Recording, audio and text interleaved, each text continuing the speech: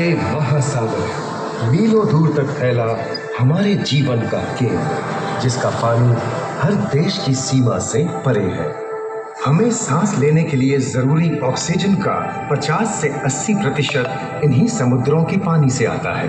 ये भी कह सकते हैं कि ये सागर एक विशाल संयुक्त परिवार की तरह है, जिसमें ये सभी जीव एक ही घर में रहते हैं, जैसे मछलियाँ, mollusc, dolphin, seal, walrus, crustacean, bacteria, समुद्री एनीमोनी और हाँ, ब्लू व्हेल भी, जो पृथ्वी का सबसे बड़ा जीव माना जाता है। और जंतु ही नहीं, इन समुद्रों में पौधों की भी लाखों प्रजातियां पाई जाती हैं। इन विशाल समंदरों का पानी हमारी पृथ्वी का लगभग 3/4 हिस्सा है। इस धरती पर 5 बड़े महासागर हैं: आर्कटिक, अटलांटिक, हिंद, प्रशांत और दक्षिणी महासागर। ये सागर इतने महत्वपूर्ण हैं कि इनका तापमान और लहरें दुनिया के हर हिस्से के मौसम पर असर डालते हैं, चाहे वो मौसम कितना ही खतरनाक क्यों ना हो। हमारी ही तरह पानी के नीचे पनपता हर जीवन सूरज की रोशनी पर निर्भर है। जी हाँ जनाब, सिर्फ ये जंतु, मछलियाँ, पेड़ पौधे ही नहीं, बल्कि बैक्टीरिया जैसे सूक्ष्म जीव भी सूरज से ऊर्जा पाकर खिलखिला उठते हैं। ये देखो मिस्टर ऊदबिलाव, हाँ, कितने मजे ले रहा है। देखा इसे, अपने चेहरे की पोजीशन ऐसे बदल रहा है जैसे किसी स्पा में स्टीम ले रहा हो। आहा, और वो चली मैडम व्हेल इतलाते हुए सनबाथ लेने। और ये जोकर मछली यानी क्लाउन फिश, ये तो गाना भी गाती है भाई, बिना किसी सुर ताल के। हाँ, ये राग समुद्री जानती है, और कोई खतरा महसूस होने पर ये कभी गुर्राती है और कभी चहकती है। क्लाउन फिश है ना। और ये डॉल्फिन हमारे स्मार्टफोन से भी ज्यादा स्मार्ट है। ये अपनी आवाज का इस्तेमाल सोनार की तरह करके एकदम सही दिशा में तैरती और एक दूसरे को संदेश भेजती है। जी हाँ, ईमेल या व्हाट्सएप से भी तेज। मूंगा चट्टानें यानी कोरल रीफ दुनिया की सबसे विविध इकोसिस्टम्स में से है। इन चट्टानों को अक्सर समुद्र के वर्षावन कहा गया है। आइए, समुद्र में वर्षा, अजीब बात है ना। अरे दरअसल इनका नाम इनके आसपास बसे इन जीवों की विविधता के कारण पड़ा है। इनमें से कुछ मूंगे गर्म उथले समुद्र में, तो कुछ ठंडी अंधेरी गहराइयों में रहकर हमारे इकोसिस्टम के संतुलन को बनाए रखते हैं। पौधे हमारे इकोसिस्टम का एक बहुत ही महत्वपूर्ण हिस्सा है और पानी में ऑक्सीजन का सबसे बड़ा स्रोत है।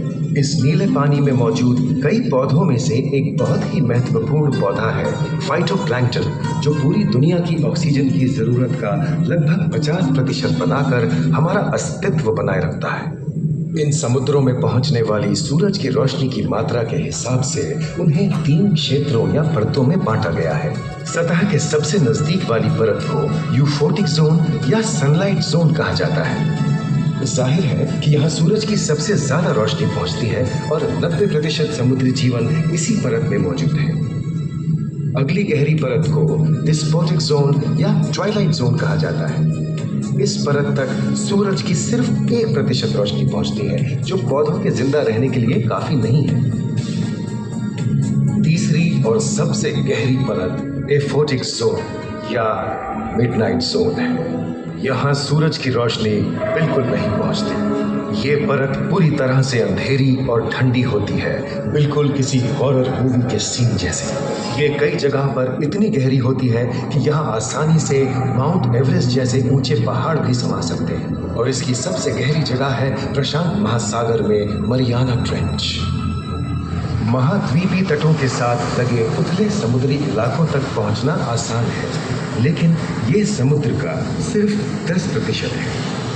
समुद्र की गहराई जितनी बढ़ती जाती है, उतने ही वहाँ के हैरत अंगेज जीव जिन तक पहुँचना मुश्किल होता जाता है। ये समुद्री जीव पहले तो अपनी खूबसूरती से आपको झलते हैं और फिर अचानक एक खतरनाक रूप ले लेते हैं, जिनसे बचना मुश्किल ही नहीं, नामुमकिन है। और ये क्या, अचानक ये रोशनी कहाँ से आई? ओहो, ये तो जेलीफिश का झुंड है, जिनकी रोशनी एकदम डिस्को लाइट की तरह लगती है। वाह, ये हुई ना बात। अब सभी बड़ी छोटी मछलियां इन चमचमाती डिस्को लाइट को देखकर पार्टी करने आई। और फिर यही रोशनी उन्हें बेरहमी से दबोचकर उनका शिकार करके अंधेरे में वापस गायब हो जाएगी। लेकिन सभी शिकारियों को छलावे से लुभाना नहीं पड़ता। सबसे घातक शिकारियों में से है शार्क, जैसे ग्रेट व्हाइट और टाइगर शार्क। शार्क आमतौर पर सूरज ढलने के बाद अंधेरे में शिकार पे निकलती है, समुद्री जीवों का यमराज बनकर। आज तक शार्क की 500 से ज्यादा प्रजातियों का पता चल चुका है।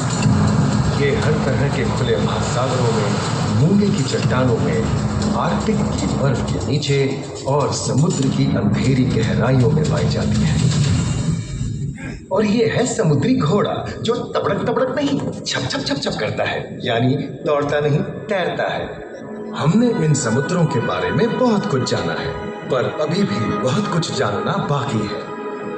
ये सागर गहरे और विशाल, ठंडे और अंधेरे में डूबे होते हैं। इन गहराइयों में पनपने वाली 17,000 से अधिक प्रजातियां मानो किसी कल्पना से कम नहीं है। किसी खूबसूरत एंजल की तरह दिखने वाले जीवों के साथ साथ न जाने और क्या क्या देखने को मिले।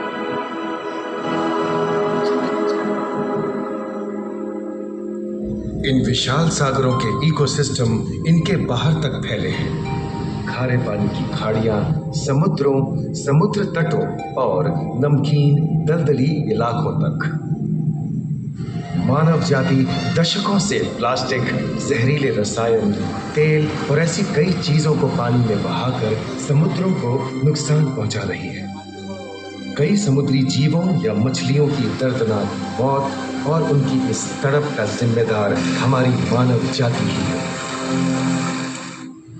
पिछले कुछ दशकों में वैज्ञानिक पैमाने पर सामने आए खतरों में से एक बड़ा जलवायु परिवर्तन है, जिससे महासागर गर्म हो रहे हैं और ग्रीन हाउस गैसों की अधिकता और ऑक्सीजन की कमी के कारण इन समुद्रों का अम्लीकरण हो रहा है। सागरों के इस तरह गर्म होने से पानी का स्तर बढ़ गया है और बर्फ की चादर पिघल रही है। इस विनाशकारी बदलाव के परिणाम स्वरूप समुद्री जीवन खत्म हो रहा है और पूरे इकोसिस्टम के लिए ऐसे खतरनाक हालात हम ही पैदा कर रहे हैं। हमारी आने वाली पीढ़ी का भविष्य इस बात पर निर्भर करता है कि क्या हम आज अपने निजी जीवन से प्लास्टिक को हटाने जैसा छोटा कदम उठा सकते हैं, या फिर हम बड़े स्तर पर सख्त नियम बनाकर उन्हें लागू करें, जिससे समुद्री संसाधनों का दोहन और प्रदूषण कम हो। याद रखिए, बात हमारे अस्तित्व की है, तो बदलाव की शुरुआत भी हमें ही करनी होगी।